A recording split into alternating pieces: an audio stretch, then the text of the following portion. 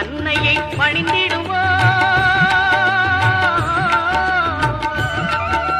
சரஸ்வதியாரில் கன்னிமார்களும் சரத்தினை போட்டு வணங்கிடுவார்.